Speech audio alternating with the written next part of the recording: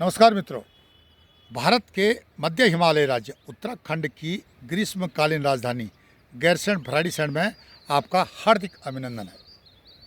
मित्रों, जिस प्रकार से पिछले वीडियो के माध्यम से मैंने आपको ज्ञात कराया कि किस प्रकार भारत ढाई मोर्चे पर लड़ रहा है और यह कॉन्सेप्ट स्वर्गीय CDS बिपिन रावत साहब का था, जिन्होंने उस समय विश्लेषण के बाद सटीक भविष्यवाणी की थी और वो आज बिल्कुल सत्य दिखाई दे रही है, स्पष्ट दिखाई दे रही है। अब तो ऐसा हो गया है कि भारत 3.5 मोर्चे पर लड़ रहा है।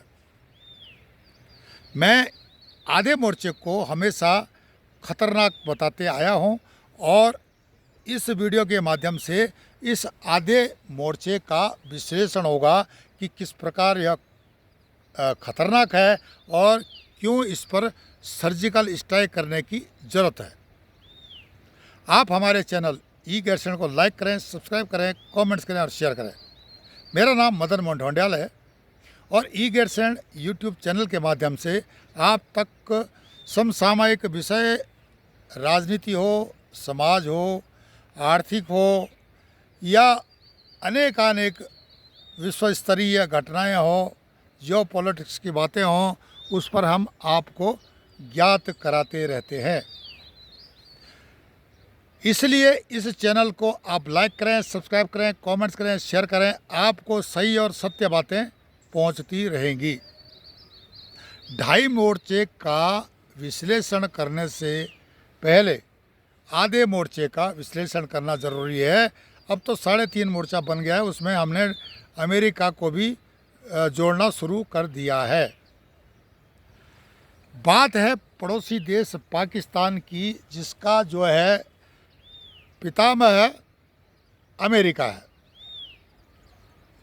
बात पाकिस्तान की करते हैं पहले, जो कि पहला मोर्चा है। 1958 में यहाँ पर सिकंदर मिर्ज़ा यहाँ के प्रधानमंत्री हुआ करते थे और जनरल अयूब खान ने उनका तख्ता पलट करके मार्शल लॉ लगाया था। फिर दोबारा क्या होता है 1977 में, मतलब ये लगा लो कि 20 साल भी पूरे नहीं हुए, जुल्फ़िकार अली भुट्टो को, जो प्रधानमंत्री थे समकालीन, जनरल जियाउल हक ने हटा करके वहाँ पर मार्शल लॉ लगा दिया था। अब बारी आती है 1999 की, जब जनरल मुशर्रफ ने नवाज शरीफ को हटा करके वहाँ पर मार्शल लॉ लगाया था। यह इतिहास में दर्ज है और बिना मार्शल लॉ के पाकिस्तान नहीं चलता है। पाकिस्तानी सेना एक आतंकवादी सेना कहें हम अब उसको, तो कोई इसमें अतिशयोक्ति नहीं होगी। क्या इस 1925 में अक्टूबर में 2025 में, सॉरी 1925 नहीं 2025 में, जो जनरल असीम मुनीर, जिसको मुल्ला जनरल भी कहते हैं, वो अक्टूबर में रिटायर होने से पहले शहबाज शरीफ को हटा करके मार्शल लॉ लगाएगा। इसकी संभावना पूरी बढ़ रही है और अगर ये मार्शल लॉ लगाता है तो ढाई मोर्चे में से आधा मोर्चा बहुत मजबूत हो जाएगा। किस प्रकार होगा इसका विश्लेषण करते हैं। पहले ब्रिटेन के प्रधानमंत्री, जो पूर्व प्रधानमंत्री टोनी ब्लेयर का स्टेटमेंट है कि भारत को अब वीटो पावर की ज़रूरत नहीं है, क्योंकि सुपर वीटो पावर भारत ने खुद अपने हाथ में ले ली है। महाशक्तियाँ हक्की बक्की हैं। जिस प्रकार से चीन के जो हथियार हैं, उसका Q9 air defence system fail हो गया, अपने को नहीं बचा पाया। उसी तरह से उसके J-17 जहाज़ जो हैं खिलौने साबित हुए, उसकी मिसाइल्स जितनी थी वो जो फेल हो गई, कुछ भी नहीं कर पाई वो, तो उसके शेयर गिर गए, उसकी इकोनॉमी, हथियारों का एक्सपोर्ट प्रभावित तो होना ही था। और चीन का जिस प्रकार से बेड़ा गर्क हुआ वो सब ने देखा। पाकिस्तान में जो वहाँ का किराना, जो एमुनेशन डंप बोलते हैं, एटॉमिक एनर्जी का एमुनेशन डंप, वहाँ पर था, सरगोदा उसके पास है। एयर स्टेशन पाकिस्तान का, वो जैसे अमेरिका में है ना एरिया 51 और एरिया 55 बना के रखे इन्होंने, उसी तरह से ये भी इसी प्रकार के अमेरिका के इशारे पर काम कर रहे थे। और ये भी शक है कि क्या इनको चलाने वाला अमेरिका तो नहीं था, क्योंकि अगर एशिया में दबदबा बचाना है, मध्य एशिया में जो ऑयल प्रोड्यूसिंग कंट्री को काबू करना है, ईरान को काबू करना है, तो अमेरिका जो है, जो एटॉमिक पावर पाकिस्तान का तो नाम है, कहीं इसको अमेरिका तो नहीं चला रहा है। अब सवाल उठने शुरू हो गए हैं। जिस प्रकार से वहाँ पर अणु परमाणु विस्फोट हुए हैं, रेडिएशन हुआ है, मेडिकल इमरजेंसी लगानी पड़ी है, आप सब सोशल मीडिया में देख रहे हो कि पाकिस्तान की स्थिति क्या होगी। तो दोनों इस बार तो ऑपरेशन सिंदूर ने दोनों को धराशायी कर दिया है, चीन को भी पाकिस्तान को। पाकिस्तान की अच्छी तरह से धुनाई हुई है, तो वहाँ चीन की भी बहुत बड़ी बेइज्जती हुई, अंतर्राष्ट्रीय बेइज्जती। और चीन को समझ गए लोग ये बेकार, इसको पिटाई करके आ सकता कोई भी चीन के अंदर घुस करके, इसमें दम नहीं है।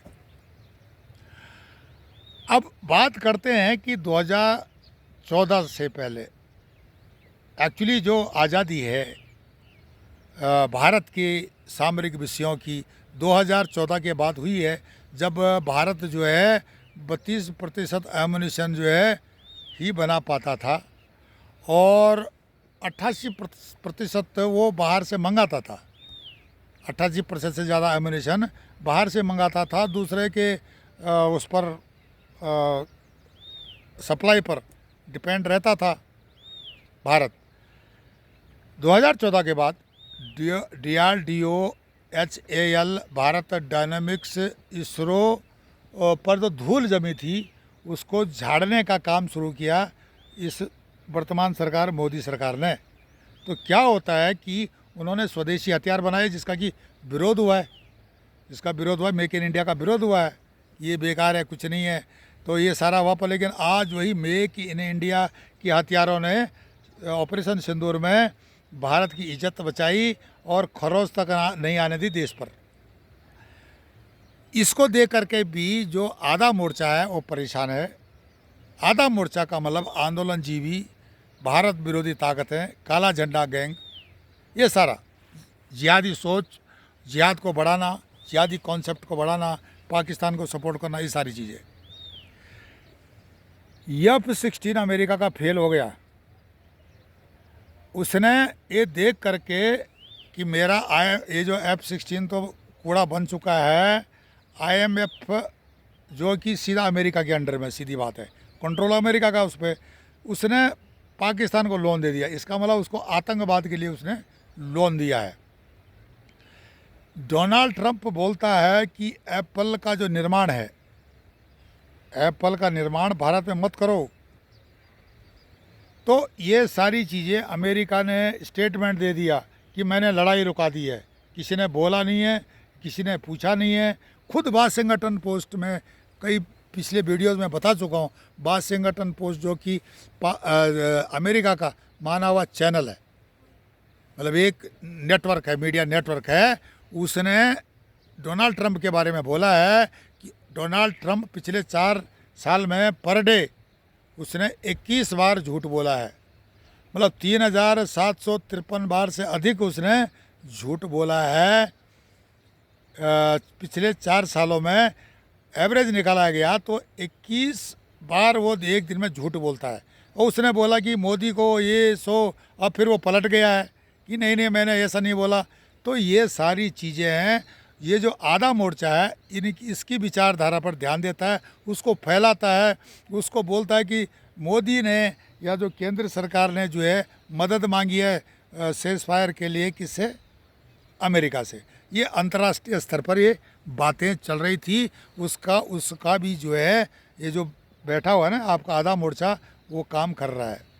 किसान आंदोलन को चलाना, जातिवाद को बढ़ाना, ये सारी चीज़ें ये आधा मोर्चा कर रहा है।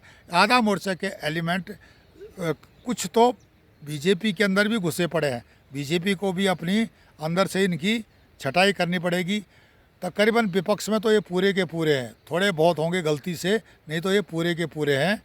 जो आधा मोर्चा है जो कि देश को बर्बाद करने के लिए तुला हुआ, इस पर जो है जो सर्जिकल स्ट्राइक करनी अब बहुत ज़रूरी हो गया है। ये आधे मोर्चे के कारनामे बता रहे हैं कि ये आने वाले समय में भारत को कितना हानिकारक होगा। मध्य हिमालय राज्य उत्तराखंड, जहाँ पर मैं यहाँ बैठा हूँ, चीन की दूरी यहाँ कोई ज़्यादा नहीं है, ये सीमांत जिला है, चमोली है। यहाँ पर भी जो स्थानीय एक्टिविटी दिखाई देती है कि भराड़ीसैंण में काला झंडा लेकर के एक गैंग पहुँचता है और उसके बाद उनका गैंग के जो संगठन करता है, जो भी धरता है, वो देहरादून या दिल्ली जाते हैं पैसा लेने के लिए। जॉर्ज सोरोस से जो फंडिंग आई हुई है उसका डिस्ट्रीब्यूशन हवाला के थ्रू ऐसे ही होता है। अगर वर्तमान राज्य सरकार, केंद्र सरकार इसमें सक्षम नहीं है तो वॉलंटियर्स की मदद ले सकती है। अगर एजेंसियां इसमें लाचार हैं संविधान के डर के कारण, तो यहाँ बहुत सारे स्वयंसेवी हैं जो राष्ट्रवादी हैं, जो कि तुमको बता सकते हैं कि कौन कहाँ से पैसा लेकर के कैसे ड्रामेबाजी कर करके अपनी राजनीतिक रोटियां सेंकने के लिए उल्टे सीधे राष्ट्र विरोधी काम करते हैं। और जब लड़ाई लगी है इस समय ये करते हैं, तो इनको वॉच करना बहुत ज़रूरी है। आजकल सशक्त माध्यम जो हमारा ये सोशल मीडिया प्लेटफॉर्म है, उसका भी नाजायज़ फ़ायदा उठाया जा रहा है। साइट हैक की जा रही है, जो अकाउंट्स हैक किए जा रहे हैं, और राष्ट्रवाद की जो बात करते हैं उनकी फेसबुक, इंस्टाग्राम को स्लो किया जा रहा है ताकि तुम्हारी जो है व्यूज़ इत्यादि कम मिले और लोगों तक आपकी बातें कम पहुंचाई जाए। ये सब चल रहा है। तो तमाम राष्ट्रवादियों को इन विषयों को गंभीरता से लेना पड़ेगा। चाहे कोई भी मंच हो, चाहे व्यापार का मंच हो, चाहे सांस्कृतिक मंच हो, चाहे पर्यावरण से संबंधित मंच हो, सामाजिक एक्टिविटी का मंच हो, जो एनजीओज़ का मंच हो, उनके माध्यम से यहाँ पर जो आंदोलनजीवियों को प्रोत्साहित किया जाता है, उनको पैसा पहुँचाया जाता है, उनका ब्रेन वॉश किया जाता है।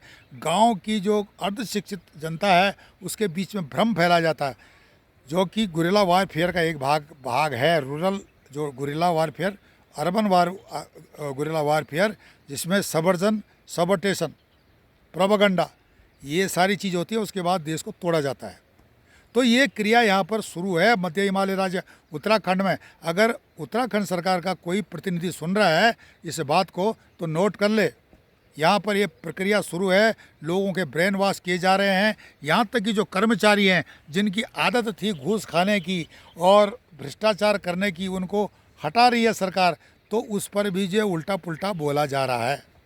ज़रूर कई जगह हर 100% कोई ठीक नहीं होता है, पर लेकिन जिसमें गंदगी ज़्यादा है उसको तो हटाना ही पड़ेगा। थोड़ा बहुत डिफेक्ट जो है, जिसको बोलते हैं डीमेरिट्स, जो बुराइयां हैं, वो हर जगह होती है। संभव, ये असंभव नहीं है कि जो सत्ता करते हैं, सत्तासीन हैं, उनके अंदर भी बुरी चीज़ें ना हो, उनको वहाँ भी छटाई होती है। और मोदी योगी जैसे लोग बैठे हुए हैं, तो ऐसे लोगों को ऐसे उठा के फेंक देते बाहर, समय नहीं लगता है। तो ये सारी चीज़ें हर राज्य में होनी चाहिए, हर राष्ट्रवादी को सोचनी चाहिए। अकेला ये नहीं कि फौज लड़े, और फौज को कौन सा तुमने छोड़ा है। ये जो जॉर्ज सोरोस के गैंग ने वहाँ भी जातिवाद के सवाल उठाए हैं। जो प्रवक्ता थिया में वहाँ पर जो कर्नल कुरैशी और एयरफोर्स के जो विंग कमांडर, तो ये उनके बारे में क्या क्या बातें चली है, जाति से उनको जोड़ने का पॉलिटिसाइज किया गया है, हमने नहीं सुना है। फौज में ये सब नहीं चलता है। मैं एक रिटायर्ड फौजी हूँ, और तब बॉयज़ रेजिमेंट हुआ करती थी। वहाँ पर बॉयज़ रेजिमेंट में जो आज बच्चे आते थे 14-14 साल, 15-15 साल के, एक मग में दूध या चाय पीते थे। वो एक साथ थाली में खाना खाते थे। वे एक दूसरे की जाति नहीं पूछते थे, तुम्हारी जाति कौन है, तुम्हारा धर्म कौन है। फौज में कोई जाति धर्म नहीं चलता है। यहाँ बोली होती थी वहाँ पर राष्ट्रवाद की, देश की। अपने फिजिकल फिटनेस की या अपने मेंटल फिटनेस की या अपना जो है प्रोफेशन की बात होती थी वहाँ पे। तो अगर ये पॉलिटिशियंस हैं किसी भी दल के हो, मैं नहीं बोलता, अगर ये ऐसा काम करते हैं तो इनसे गंदा कोई नहीं है, इनसे गंदा कोई नहीं भी, ये भी आधे मोर्चे के भाग हैं। जातिवाद धर्म के बारे में फौज को लपेटना ये थोड़ा अच्छा नहीं है, ये हमारे राष्ट्रवाद की सोच को डिग्रेड करता है। तो हम इसका विरोध कर रहे हैं। सब आप अपने उधर करो, राजनीति करना करो, समाज में जो आप जिस तरह से गवर्निंग कर रहे हो, डेफिनेटली आपकी डेमोग्राफी बदली हो रही है और बदली कराई जा रही है। आधा मोर्चा कर रहा है, उस पर तो बोलेंगे, वहाँ पर कोई धर्म या जाति थोड़ी आता है। उत्तराखंड जैसे मध्य हिमालय राज्य है, यहाँ पर पलायन करा करके वामपंथी देश चीन को घुसाने का प्रयास किया जा रहा है। और एडवांस पार्टी, मैंने जैसे बताया कि यहाँ पर एडवांस पार्टी है जो कि भारत विरोधी काम कर रही है, और वो है वे तथाकथित बुद्धिजीवी प्रगतिशीलवादी वामपंथी जितने भी हैं वे यहाँ पर रोहिंग्या और बांग्लादेशियों को बसाने का काम कर रहे हैं। इस पर भी स्ट्राइक कर रही है सरकारें, पर लेकिन उसका भी विरोध हो रहा है। तो ये सारी चीज़ें हैं। आधा मोर्चा अच्छा नहीं कर रहा है, बहुत बुरा कर रहा है, और ये दो मोर्चों से भी खतरनाक है। आप हमारे चैनल ई गैरसैंण को लाइक करें, सब्सक्राइब करें, कमेंट्स करें और शेयर करें। हमारे चैनल ई गैरसैंण के माध्यम से आप तक वास्तविक विषयों पर जो चल रही है बातें सच्चाई के साथ भेजी जाएंगी। नमस्कार, धन्यवाद।